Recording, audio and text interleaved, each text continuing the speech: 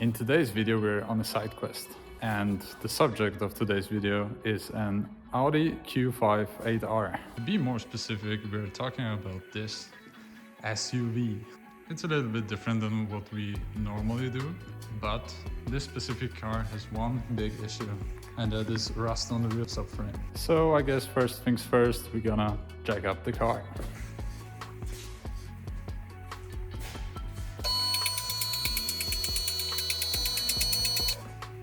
So, the very much problem we are talking about is this subframe. And as we look a little bit closer, well, we actually don't need to look that close, but yeah, we've got some aerodynamics in the subframe, which shouldn't be there. So we've got this old subframe, and we are going to replace it with a not new one, but it's like sandblasted and painted and most important, rust-free.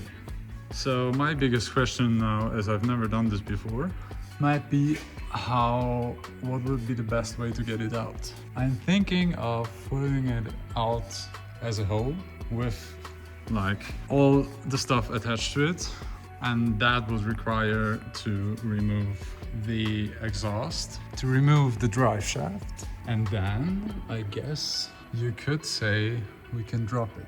The good thing is we don't have a handbrake cable because it's an electric handbrake, so we're just gonna disconnect the handbrake somewhere. We can find it. Yeah, there it is.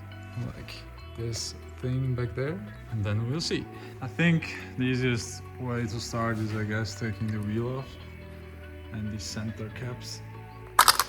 So we're going to drop the wheels, then there are some plastics right here, and also the exhaust, which we're gonna remove, and then we'll see from there what else we can do in order to prepare this big operation. Of course, drive shaft needs to be disconnected. I guess the drive shafts can stay because it will also drop together, and then we just need to check which parts are connected to the chassis in the back, and if we disconnect all of this, we can drop it.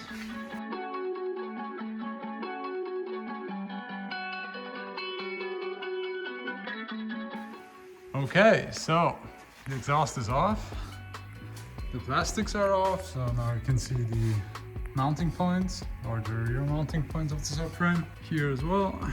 And now I guess we are searching for all the things that are connected to the chassis. For example, cables and brake lines. Now it's our job to disconnect them. Okay, so a little update. So I undid both brake calipers and tied it here and on the other side to the hanger of the exhaust, which is that one.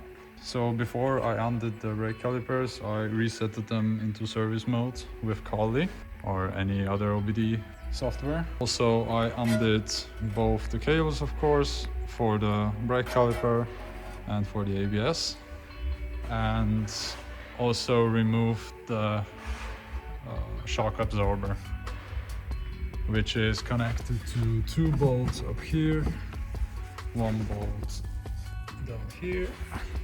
And also, before you remove the shock absorber, you need to remove this clip for the inner fender liner.